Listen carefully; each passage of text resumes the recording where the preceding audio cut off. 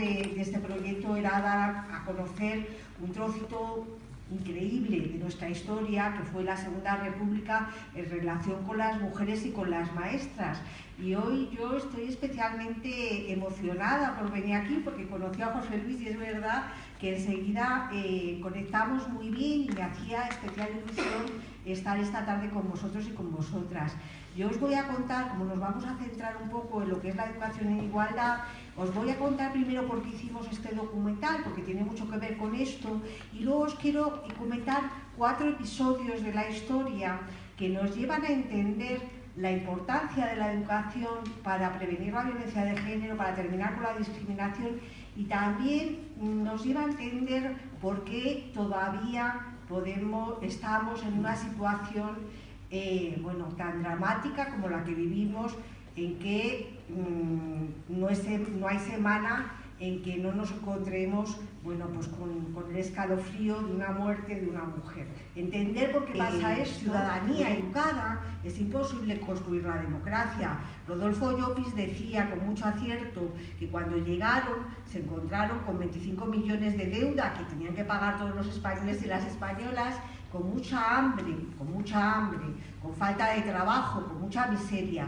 Pero Rodolfo Llopis decía, pero más preocupante que el hambre es la sed de conocimiento. Los españoles, las españolas, lo que nos están pidiendo es poder estudiar, porque este país está en una situación de carencia increíble. La Segunda República, entonces, es educación. O sea, esta es la palabra, la definían como la República del Magisterio, y esto es lo que fue la Segunda República. Pero hay otro fenómeno que es muy importante, que es la igualdad. La igualdad, cuando llega la Segunda República, por primera vez en la historia las mujeres vamos a votar. Pero no solo eso, sino que en la Constitución mujeres y hombres van a tener los mismos derechos. Las mujeres van a poder ser directoras en la administración pública, que hasta entonces solo podíamos ser administrativas y no en todas las administraciones. Las mujeres se van a incorporar, se multiplica por 300 las mujeres que van a ir a la universidad. Y las mujeres, es un momento donde la mujer española abrió un camino al espacio público, a la palabra, a la escritura. Eran periodistas, fueron diputadas, fueron mujeres intelectuales, dieron clases en los institutos por primera vez, dieron clases en la universidad. O sea, es un cambio completamente radical. Luego tenemos educación y tenemos igualdad. Pero hay un tercer hecho que a mí me gusta mucho contarlo, que es la historia del magisterio. Esto es una historia muy bonita y yo creo que cuando la escuchamos yo siempre me emociono, porque fijaros lo que ha pasado con las mujeres a lo largo de la historia. Las mujeres no hemos podido estudiar en la universidad. Cuando se crean las universidades en el siglo XII se nos prohíbe la entrada a la universidad, o sea, el acceso a la universidad. Es decir, que si una mujer estaba en un gremio de curtidos, pues ella le prohíben estudiar y le prohíben ejercer a menos que sea completamente necesario. O sea, se nos va apartando del saber.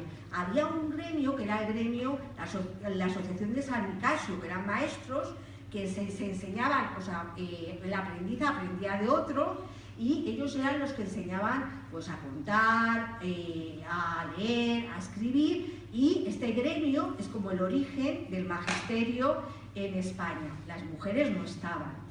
Las mujeres no podíamos estudiar. ¿Qué pasó? Pues que con la llegada de Carlos III a España, un ilustrado, Carlos III se encuentra un país que empieza a desarrollarse, tiene interés en que las fábricas de tejido, que de alguna manera el comercio, la exportación vaya creciendo, pero se encuentra un país en una situación muy desastrosa. Sabes que Carlos III es uno de los grandes ilustres que hicieron posible la modernización de las ciudades. Terminó, por ejemplo, con la capa española, que servía para ir asesinando a la gente por las calles, o empezó a incluir a los serenos, a la iluminación. O sea, fue un hombre muy avanzado para su época. Y Carlos III se dio cuenta de que en las calles la chiquillería pues era una cosa muy a desmano. Los chiquillos, las chiquillas robaban, eran pícaros, se colaban en las casas, se hacían pis por todas partes, era un desastre muy desastroso. Y Carlos III, que ya conocía los pensamientos y el planteamiento que se estaba haciendo en Francia de la escuela pública, de la educación para el pueblo, plantea que tiene que haber escuelas donde a los niños y a las niñas se les enseñe unos principios básicos de higiene, ¿no?, y de ciudadanía, para que se sepan compartir. Y él piensa, pues vamos a crear unas escuelitas, unos locales en los barrios, crea 30 para madres, y las madres enseñan a los hijos. Y entonces él, pensando, dijo, pues ya está, una madre en la casa, una madre en la ciudad. Y creó las primeras escuelitas de barrio, en donde iba a haber por primera vez una mujer. ¿Qué mujer si no habían estudiado? O sea, ellas no formaban parte de la orden de San Nicasio. Bueno, pues él pensó, y es una historia, hay una orden, y aquí esto está muy relatado por los historiadores de la época, pues él pensó una mujer que sea decente, una mujer de buenas costumbres, una mujer reconocida, ¿no?, por porque es una mujer rigurosa, católica, seria, regia, una mujer de negro, con un gran moño, ella que le imponga el orden. Y viuda. ¿Y viuda por qué? Pues porque las viudas ya han conocido los calores de la pasión, y entonces ya se han calmado, y entonces ya no van a enseñar a las niñas cosas perniciosas. Esta mujer que va a enseñar a las niñas a coser. ¿Por qué? Porque coser es algo que es muy útil. A lo largo de la historia nos ha dicho a las mujeres que las manos no tienen que estar ociosas, las manos siempre cosiendo, ya desde los romanos, que estaban en largo. Entonces van a enseñar a coser. ¿Y por qué también? Pues porque en España en aquella época la industria del textil, los bordados, la vainica, además es que había toda una serie de técnicas que tenían que aprender, desde el dobladillo hasta las borlas de los acordes de las goyescas. Bueno, pues tenían que aprender todo esto. Carlos III decía, una mujer humilde, sabiendo coser, puede ganarse la vida. Y una señorita que borde, qué bonito, en el salón, mientras mira por la ventana, puede conseguir un marido. Entonces van a aprender a coser. A leer y a escribir solo aquellas, si hay alguna niña que quiera saber un poquito más. Y siempre con la maestra, un párroco, que va a leer las lecturas sagradas mientras las niñas cosen. Esta maestra también les va a enseñar un poquito de higiene y de buenas costumbres. Y entonces va a darles una formación a las niñas que luego van a ser madres y esposas y que van a transmitir a sus hijas y a sus hijos. Se llamaban las maestras calceteras, que cosían. Y son las primeras maestras. Estamos hablando del siglo XVIII. La escuelita de niñas la va a llevar una maestra, sin estudios. O sea, cuando se ven las investigaciones de la época, a mediados del siglo XIX, que ya estas escuelitas se empiezan a expandir por España, después de la ley Moyano. Cuenta un inspector que ha encontrado muchas escuelas de niñas sin mesa, y entonces dice el inspector, normal, porque ¿para qué vas a ver una mujer leer o escribir? Incluso le puede leer, porque esto, si lees la palabra del hombre, que tú antes leías un texto, bueno, pues le puede iluminar, pero escribir no, porque mover la mano es muy cansado, y esto para una mujer ya es demasiado. O sea, la mentalidad nos llevaba por este sendero, y a lo largo del siglo XIX las maestras van a ir ocupando espacios en estas escuelitas de niñas, y es un oficio, ellas cobraban mucho menos que los maestros, ojo, y se les pide mucho menos, y el examen de maestra, cuando va avanzando la legislación, va a ser mucho más bondadoso que el examen de los maestros. Y ellas van a tener un currículum, las niñas van a aprender a ser madres, a ser mujeres, y van a aprender lo propio de una mujer, de una madre. ¿Y ellos a qué van a aprender? Pues van a aprender a muchas cosas. Van a aprender a tener un oficio, a ser padre, a poder leer el periódico. O sea, van a aprender a ser un hombre, un ciudadano de primera clase. Pero las mujeres no. Estamos hablando del siglo XIX. Otra anécdota, pero que me parece que es muy importante. Los primeros institutos. Esta historia a mí me gusta mucho porque nos ayuda a entender mucho por qué fue tan importante la Segunda República. Antes de la ley Moyano, de Claudio Moyano, se crea, existe la orden de Vidal, donde se crean los primeros institutos. Estamos hablando de 1846. En aquel momento se piensa que los niños iban a clase obligatoriamente de 6 a 9 años, o sea, 3 años. Pero claro, empieza a haber una clase con posibles, que hoy entenderíamos como clase media, que va a aspirar pues, a tomar puestos en la administración pública, a tomar un oficio en un banco, a ser comerciantes, o sea, a tener una proyección más allá, que le permita desarrollar una serie de funciones que el país va a necesitar. Y entonces, con la orden de Pidal, se crean unos centros, que son los institutos, donde esta clase media va a estudiar. Son muy pocos los institutos que se crean al principio, pero a estos institutos pues van a ir aquellos varones que necesitan o una formación técnica o que van a aspirar a ir a la universidad. Bueno, pues se empiezan a crear los institutos. ¿Y qué pasa de las mujeres? Pues que nadie pensó que ninguna mujer en su sano juicio quisiera estudiar. Así que no se les prohibió la entrada, simplemente se las ignoró. En 1871, una niña de 13 años, cuando tú ibas al instituto podías hacer dos cosas, o estudiar yendo a clase, o podías examinarte por libre. Cuando terminaba el curso, tú te presentabas y te examinabas. Bueno, porque había muchos chicos y chicas de familia bien, ellas recibían pues un poquito de nociones artísticas, de música, de cosas así que ayudaban a una señorita a tener una presencia dulce para conseguir un marido, y ellos estudiaban, como decimos, para tener un futuro. Bueno, pues en 1871 una niña de 13 años, pues, cuyo padre es carpintero, ni siquiera es que fuera abogado, pues con 13 años se presenta en un instituto de Huelva, se presenta delante del secretario del instituto y le dice que quiere hacer los exámenes. Al secretario le da un vaído y le dice: no puede, señorita, es que no puede. Y dice ella: sí, porque yo me he leído la ley y no lo prohíbe en ninguna parte. El pobre secretario, con el vaído, se va corriendo a buscar al director. El director sale corriendo con los profesores detrás, porque claro, esto es una situación completamente desconocida, y le dice: no puede, señorita, no puede. Y ella que sí, que quiero hacer los exámenes y que nadie me lo prohíbe, porque no hay ninguna ley que me lo prohíba. Bueno, esto pasa en Huelva. Un año después en Barcelona tuvo que intervenir el rey y finalmente las dejan examinarse a estas dos niñas, que son las primeras, 1871, que van a asistir a la universidad con una condición: que les dejara el padre o el hijo o el hermano, y que les dejara el gobierno. O sea, tenían que pedir una autorización especial.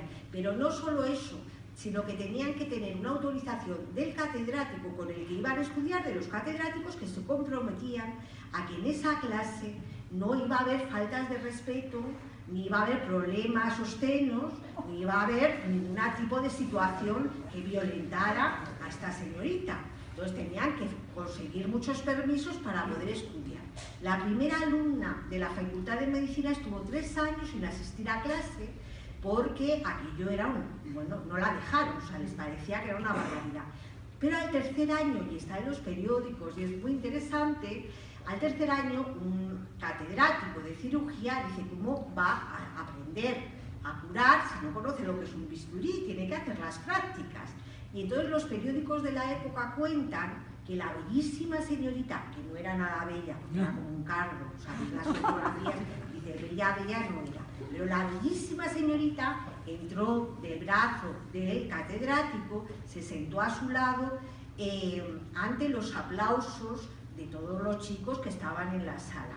Esta chica, esta valiente concepcional, ya había ido a la universidad disfrazada de chico en 1842, pero no sacó el título y se tuvo que disfrazar, pero ya iba con sus faldas, iba completamente vestida de señorita. Pues esta chica tuvo que asistir al curso y a los sucesivos cursos sentada siempre al lado del catedrático, entraba y salía de la sala con el catedrático, y además había un bedel que la esperaba para que nadie se acercara, o sea, era como una especie, y el periódico, que me hace mucha gracia, decía que a esa clase no faltaba nadie, porque les parecía un espectáculo y que los muchachos siempre iban a clase. Y cuando ya se saca el título, en los periódicos comentan: cuidado enfermos, que hay un médico con faldas. Nunca llegó a ejercer de médica, porque se lo pusieron muy difícil, y sí ejerció de maestra. Estamos hablando del último tercio del siglo XIX. Cuando llega el siglo XX, hay 24 mujeres estudiando. Por eso yo decía, ¿dónde están? ¿Por qué no están? Bueno, el periodo republicano fue muy corto y ellas pudieron escribir, pero su obra no trascendió. Cuando llega el franquismo, el silencio increíble que se ejerció, la represión que se ejerció contra todas estas personas, sobre todo con los maestros y maestras, pues de alguna manera ocultó toda la información. Y cuando llega la democracia, se empieza a reconstruir la historia, pero una vez más las mujeres desaparecemos. Por eso nos parecía muy importante recobrar su historia, porque estas mujeres, estas maestras republicanas, iban a ser el modelo para muchas niñas que iban a romper los códigos tradicionales de lo que tenía que ser una mujer. Por eso hicimos el documental de las maestras de la República. Y por eso indagamos, buscamos historiadoras, historiadores que se habían hecho la misma pregunta. Están tirando de los hilos. Lo que nos cuentan las historiadoras es que prácticamente todo desapareció. Las familias quemaban los libros, los cuadernos de clase. Julia Vigre enterró sus cuadernos debajo de las losas de la carnicería de su padre, y cuando lo fueron a buscar ya no existía prácticamente nada. Me he encontrado en los viajes que hacemos, la gente te va contando. Pues me acuerdo de una mujer de Galicia que me decía: mira, mi abuela lo enterró en el huerto porque no quería separarse de sus cuadernos, de sus libros. Claro, la humedad terminó con todo. Entonces, la historia de estas maestras solo se puede recuperar muchas veces a través del hilo de la memoria oral, de los familiares o de los alumnos y alumnas que les conocieron, y todavía queda mucho por hacer. Esta es la historia del documental, pero yo quiero añadir algo más para entender por qué estamos en esta situación de responsabilidad, o ser pintoras o escritoras. Sabéis que a lo largo de la historia muchas mujeres se han tenido que disfrazar de hombres para poder escribir o para poder hacer una partitura. Incluso en la República tenemos el ejemplo de mujeres que sus obras las firmaba el marido. O sea, ¿por qué ha sido todo esto? Bueno, hay una explicación que es legal y que yo la quiero recordar porque yo creo que ayuda mucho a entender lo que es la violencia de género. Sabéis que en Grecia, cuando se crea la democracia llega para toda la ciudadanía, salvo para los extranjeros, los esclavos y las mujeres. Roma escribe un código, el Código Romano, por el cual ordena la sociedad y ordena cuál es el espacio de la mujer y cuál es el espacio del hombre. El espacio del hombre es el espacio de lo público y el espacio de la mujer va a ser el espacio de lo privado. El espacio de la mujer es el gineceo, o sea, es el espacio, bailar, ya empezamos a coser. Y los griegos y los romanos decían que una mujer virtuosa, una mujer que era una mujer ejemplar, era la mujer en silencio. Había una estatua que significaba el silencio de las mujeres, y del silencio a no pensar hay un paso. Entonces el Código Romano ya establece la posición de la mujer bajo la tutela del marido, del hijo o del hermano, siempre de un varón, siempre de un varón. Estamos hablando del Código Romano. A lo largo de la historia, este proceso, bueno, pues con distintas aportaciones de la Iglesia, de la religión, va construyendo, ¿no? No teníamos alma, no teníamos razón, pues va construyendo un discurso donde las mujeres somos todo pasión, naturaleza, y siempre vamos a tener la necesidad de estar acompañadas de un hombre que nos va a tutelar. Pensar en Rousseau, por ejemplo, cuando escribe una obra maravillosa sobre la educación del niño, y luego está la niña que va a completar a este niño con su pasión, con su dulzura, y le va a acompañar, va a ser la futura esposa, para que él pueda hacer las cosas importantes, que son las cosas, ¿no?, de la ciudad, de fuera de la casa. Bueno, pues esta es el hilo legal. Pero hay un momento decisivo que nos ayuda a entender aún más, que es la Revolución Francesa.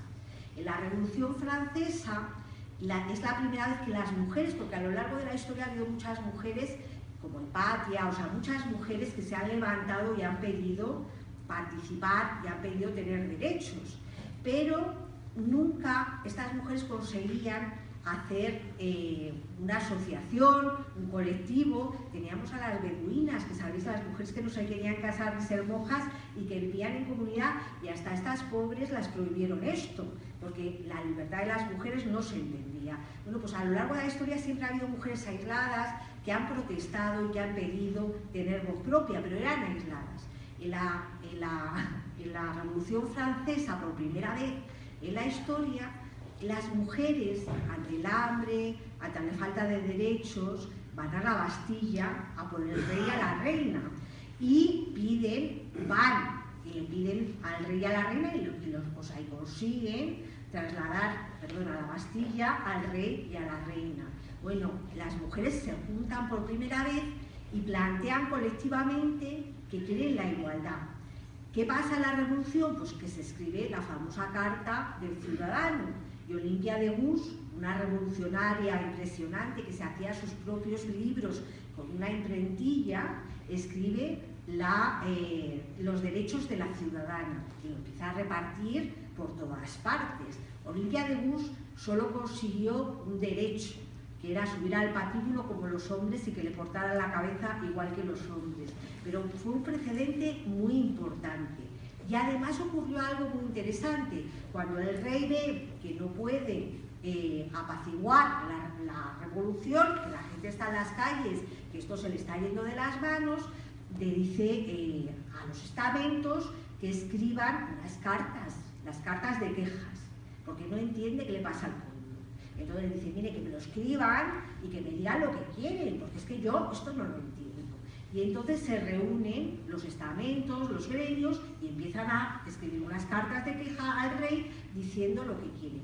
Cuando las mujeres dicen, nosotras también queremos, los hombres revolucionarios que las habían utilizado, porque ellas habían estado en todas partes, dicen, no, vosotras no, porque si las veis son bellísimas. Le piden al rey que las proteja de la violencia dentro de la casa.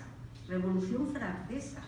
Que no las violen, tener derechos sobre sus hijos, pero le piden al rey también educación. Le dicen al rey, si nos formamos, si sabemos un oficio, podremos trabajar y traer el pan a nuestros hijos. Y aquellos oficios que son nuestros, como el de sombrerera, el de hacían plumas, el de costurera, que no entren los hombres, dejarlos trabajar y dejarlos formarnos y dejarlos además tener los mismos derechos que los hombres para tener una vida libre. Bueno, ellas pusieron todo su empeño y su entusiasmo y terminaron muchas guillotinadas, y luego llegó Napoleón. Y cuando llega Napoleón dice, bueno, se me han ido de las manos, estas se han ido, o sea, estas están pidiendo lo imposible. Y se acordó del Código Romano y dijo, ¡qué listos los romanos! Pues vamos a hacer un código igual. Y entonces Napoleón crea un código que luego iba a servir para muchos países europeos, entre otros España, que se aplica en el siglo XIX, cuando viene Napoleón a Francia, empieza a aplicarse en España, crea el Código Napoleónico. ¿Qué dice este Código Napoleónico? Que las mujeres somos menores de edad y similares a aquellas personas que tienen un problema mental. Luego tenemos que estar tutorizadas siempre por un varón, por un padre, por un hijo o por un hermano. Nosotras no tenemos autoridad sobre nuestra vida. Napoleón dice que las mujeres no pueden estudiar, porque no es posible. Las mujeres no pueden trabajar sin permiso del marido. Las mujeres no pueden hacer uso de su herencia. tienen que tener un permiso explícito, o sea, que yo soy una mujer riquísima, esto lo habéis visto a lo largo de la literatura del siglo XIX, yo puedo tener mucho dinero, pero mi herencia pertenece a mi marido. Las mujeres no pueden, si hay un problema con el marido, no pueden coger a sus hijos y no tienen derecho sobre sus hijos. O sea, la amenaza de, bueno, te dejo, me llevo a los niños, era una constante. En resumen, las mujeres somos menores de edad. Y este código se aplica en España hasta 1931, cuando se aprueba una constitución que habla de igualdad. Pero, cuando llega Franco, igual que Napoleón, dice que listos los romanos, que listo Napoleón, vamos a aplicar el mismo código.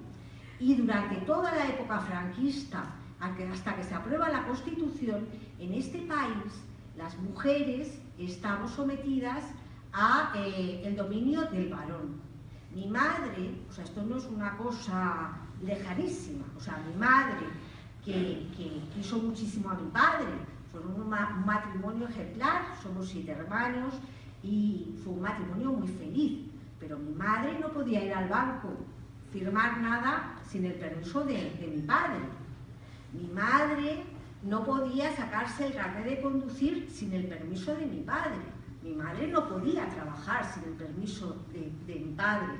Me acuerdo una vez en una conferencia que Cristina Alberdi, abogada, nos contaba que cuando ella empezó a defender a presos en las cárceles tenía que siempre que llevar una autorización del marido y ya tuvo que ir a que un abogado, un notario, le firmara que su marido le dejaba hacer cualquier cosa de cualquier tipo, porque es que no podía trabajar.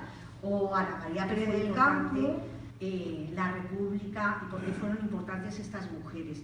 Pues porque yo creo que cuando decimos por qué la violencia de género, si durante tantos siglos las mujeres hemos sido de los varones, porque legalmente éramos suyas. Cuando un hombre dice o mía o de la tumba fría, está siguiendo, ¿no?, un hilo de la historia que te está autorizando a poseer, ¿no?, a decidir, a controlar a tu mujer. La democracia rompe esto, pero las mentalidades, ¿no?, las costumbres, la diferenciación de mujeres y hombres es un hilo, porque no hemos trabajado sobre esto. Cuando empieza la educación en la democracia, las chicas se van a los centros escolares donde estaban los chicos y empiezan a aprender lo que aprendían los chicos, pero no se habla de las relaciones de afecto, de las relaciones de igualdad, de cómo querer bien, de lo que es la libertad, de lo que es la dignidad, de lo que es la historia de la igualdad. De todo esto no se habla, se da por hecho que todo va a funcionar, pero el hecho de que nos sentemos juntos a niños y a niñas sin hablar, bueno, ellos ven los ejemplos y los ejemplos siguen y de alguna manera el modelo se reproduce, pero el modelo tiene una base, el modelo tiene una historia. ¿Qué tiene que ver esto también con las maestras de la República? Cuando llega Franco, él vuelve al código napoleónico y vuelve al modelo de mujer nacional católica que está sometida al marido. Si veis los manuales de la época son que no tienen desperdicio. Yo tengo un manual de la buena esposa que habla de que cuando él llegue a casa, tú le tendrás la comida que le gusta, le tendrás las zapatillas, el periódico. Y cuando él sugiera que quiere hacer el acto, bueno, tú estás disponible y siempre un leve gemido para que no piense que es que tú tienes deseos propios. Todo esto se escribía en los manuales. Entonces Franco odia a las maestras republicanas porque representan la libertad. Decía Carmen Agullo, estas chicas jóvenes se cortaron las faldas, se cortaron el pelo y hicieron crecer las ideas. Esa libertad de estas mujeres, Franco la reprime de una manera increíble. Y todo este proceso de igualdad que habíamos ganado en la Segunda República vuelve, desaparece y volvemos al siglo XIX. Y es muy impresionante porque a las mujeres, que ya es muy difícil que ya no vayan a la universidad, pero ¿qué tipo de estudios van a elegir las mujeres durante la época franquista? O sea, aquellas que podían estudiar, que no eran todas. Mi madre me decía, es que en mi casa éramos 5, ¿quién estudió? Los chicos, pero no las chicas. Mi madre no pudo estudiar y siempre le decimos, está tan lista mi madre, que si hubiera estudiado sería presidenta de gobierno y no tendríamos los problemas que tenemos ahora, porque es muy lista, pero no pudo estudiar porque Franco odiaba esta imagen de la mujer libre, de la mujer, ¿no?, con derechos. Y entonces impuso una educación segregada, una educación, como tú decías, que se está imponiendo de nuevo ahora, y las niñas iban a aprender, bueno, pues una serie de conocimientos, porque en los años 50 en este país se tenía que trabajar y había que prosperar, pero siempre en las clases íbamos a aprender a coser nuevamente, como en Carlos III. Y durante la etapa franquista, la sección femenina, y tenías que pasar un examen para que te dieran el carnet de conducir, para salir del país con el pasaporte, para trabajar, porque si no pasabas, ¿no?, por este examen social, bueno, pues no habías aprendido a hacer camas, a bordar, a estas cosas. O sea, Franco hizo un trabajo increíble para devolvernos al redil. Y el mensaje que mandaba la sección femenina, la formación, la sección femenina fue la encargada de formar a las maestras, que iban a formar a las niñas. ¿En qué se les formaba? Bueno, en ser buena esposa, en complacer al marido y en saber que tu lado está siempre al lado de tu marido. Mi madre, que vuelvo a decir es muy inteligente y que podía ser presidenta de gobierno, siempre me decía, y le salieron todas las hijas feministas, pobre, le decía siempre, yo siempre he sabido cuál es mi lugar, al lado de tu padre y en silencio. Salimos todas feministas, aquí estamos en la batalla, pero fijaros, ve la historia, no me has contestado al WhatsApp, ¿por qué no me has llamado? ¿Por qué tal? Bueno, esto no viene de la nada, es que viene de una trayectoria que legalmente ha estado ahí y que hace muy poco pudimos, gracias a la Constitución, romper. Pero una cosa son las leyes fundamentales, porque sin las leyes no podemos avanzar, pero otra cosa muy, muy diferente son las mentalidades. Y en este proceso de relación de desigualdad hay otro componente todavía más difícil, que es el amor. El amor es muy complicado de gestionar. Y cuando en las relaciones de desigualdad se mezclan los afectos, entonces ya la confusión es total, porque no se sabe, ¿no?, lo de te pego, pero te quiero, y se ha arrepentido y me quiere, y a dónde voy, pobrecito, y al final la víctima es la que salva al verdugo. Entonces este proceso tan complejo se enmaraña, pero el origen está en la desigualdad. Evidentemente es que está en la desigualdad. Y en este proceso, volviendo a las maestras de la República, y ya termino, lo que ellas hicieron, que fue tan hermoso, fue llevar la igualdad a las aulas. Cuando el gobierno republicano, como tú decías, hace caer el muro que separa a las niñas de los niños, el mensaje que está enviando es: sois iguales y tenéis que aprender a convivir y hablar de los afectos y de lo que nos une y del respeto y de la convivencia. Tenemos que, o sea, en la escuela hay que aprender, pero también esto. Las maestras republicanas hablaban de amor en las escuelas, hablaban de afectos, hablaban de sexualidad. Las maestras republicanas les decían a las niñas y a las madres, que muchas nos han contado cómo daban clase a escondidas a las madres porque los maridos no las dejaban ir a aprender a leer y escribir. Yo he dado clase a adultas y me acuerdo de una mujer muy mayor que me decía: vengo siempre con la bolsa de la compra porque mi marido no quiere que yo aprenda, porque si aprendo cree que voy a firmar los cheques y le voy a dejar sin dinero. Y ella decía, y lo peor es que es verdad.